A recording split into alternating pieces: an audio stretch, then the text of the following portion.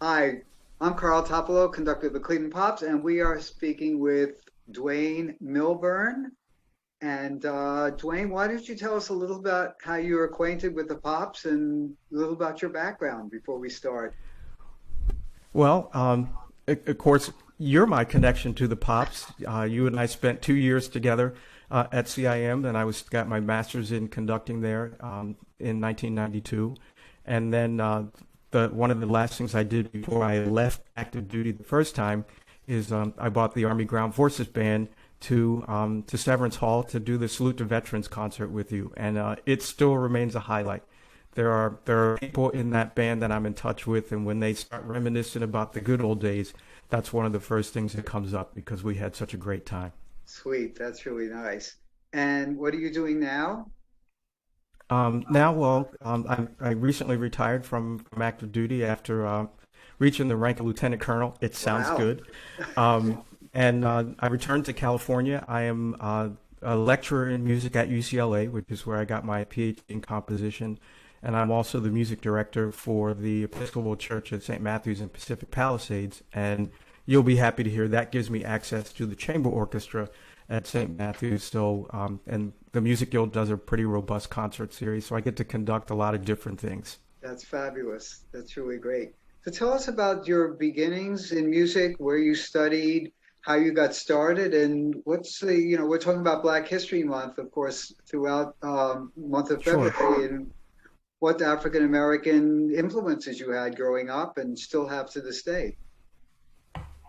Well, my I come from a family of church musicians, so I mean, if nothing else resonates during African American History Month is that role of the Black church in music. So my father was an organist. My aunt was a choir director. One of my uncles is also an organist. A couple of my cousins are choir directors and soloists and all that stuff. So it just sort of naturally runs in the blood.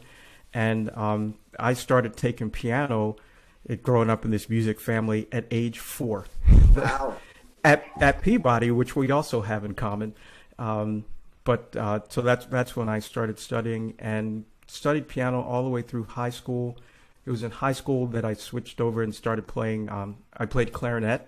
Another connection between the two of us. I don't know Right. if you ever realized that I No, played I clarinet didn't. through I would high have made you school. play in class if I'd known that. No, you wouldn't have.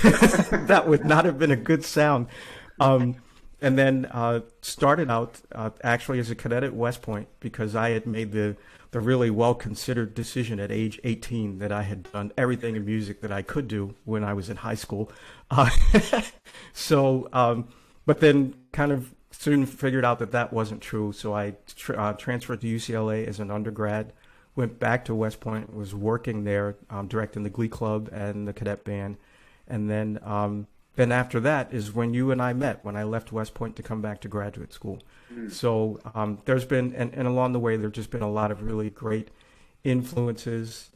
Certainly, I'd say one of the things that people don't often think about as far as just some serious music training is the fact that a lot of gospel music is still it's an oral tradition.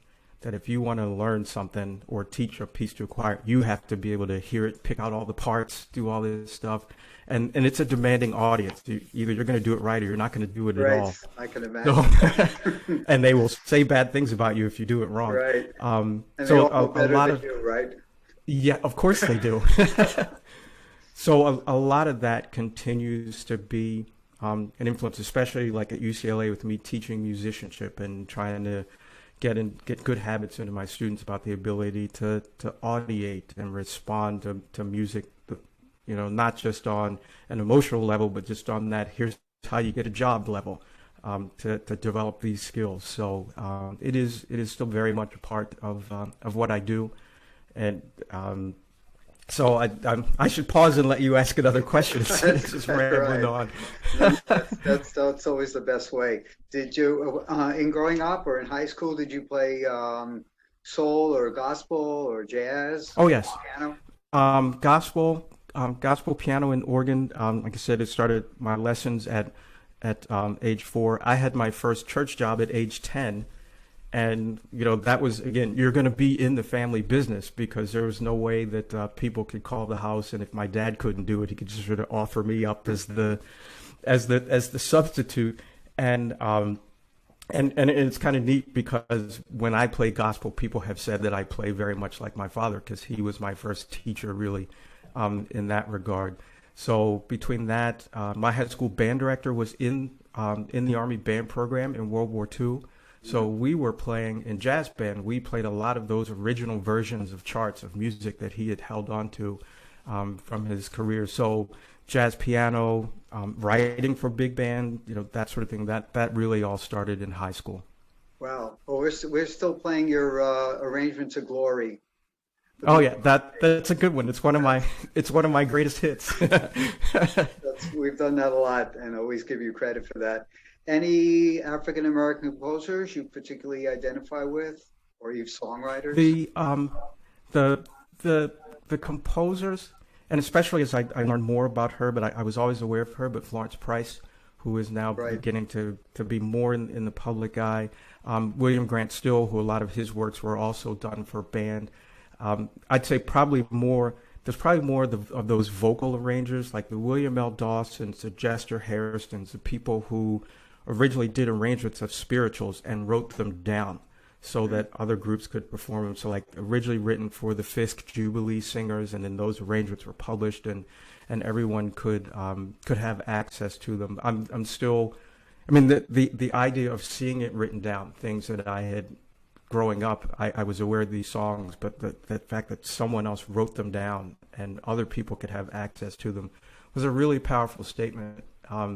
I've told people a lot that I've almost never not written a gospel piece, regardless of the genre that it's in, because the rhythm is always a part of it, the way that chords move, harmonic progressions, and, Sure. and melodic treatment. It's always sort of informed by that early experience Yeah. in gospel music. It's like when I play the clarinet, it all sounds like klezmer.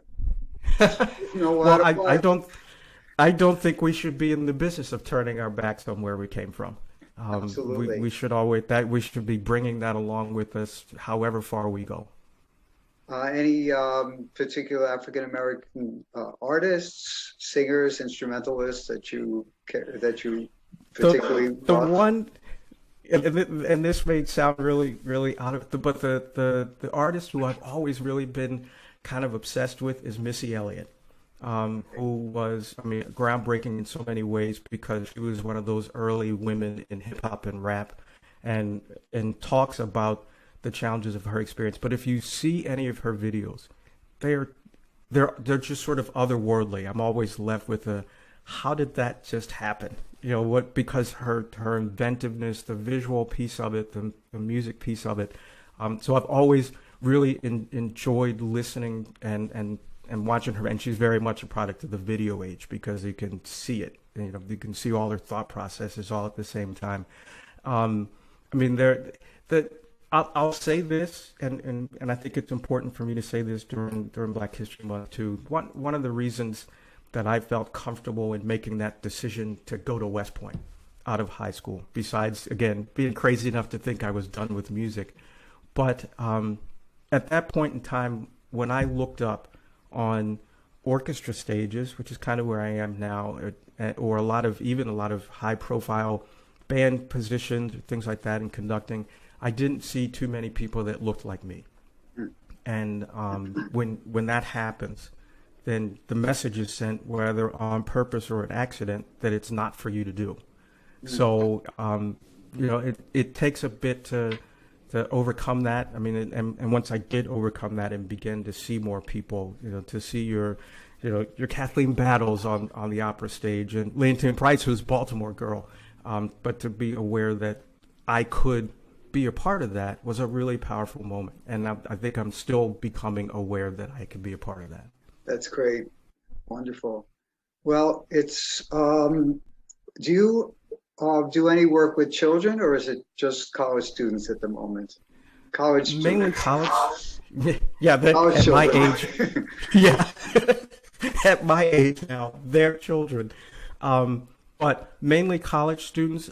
We out at the church every once in a while. I do some things with because there's also a school there.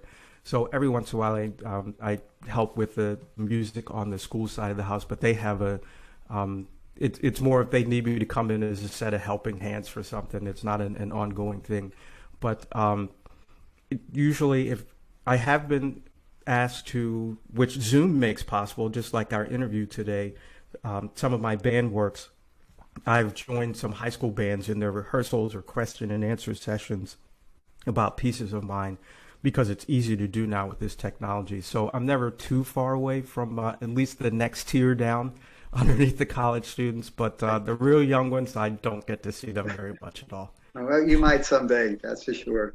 Yeah. No, I work with Shirley's actual music program, and I'm down there teaching second graders, and it's all good, you know. Well, I mean, again, good.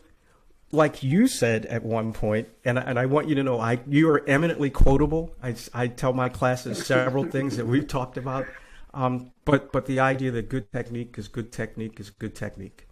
And it doesn't matter who you're standing in front of. You're either going to bring everything that you have to them or you're not.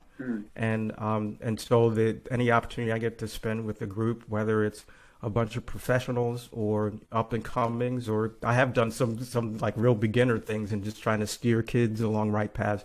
And it's great. I love it because they deserve the very best of whatever it is that we can offer them. Absolutely. Well, Dwayne, it's absolutely a pleasure to catch up with you after several years, and having the military bands and the Fort McPherson bands. Those are always such great highlights of our Armed Forces concerts. And thank you for that, and thank you for being such an exemplary student for us. And your association with the Cleveland Pops was really very special for us. Thank you so much. It was my pleasure. Are you kidding? I was proud to stand there. That's terrific. Great. So, Dwayne, thanks again for being with us, and we'll look forward to staying in touch. Stay Absolutely. well Thank you. and healthy. You too. Thank you.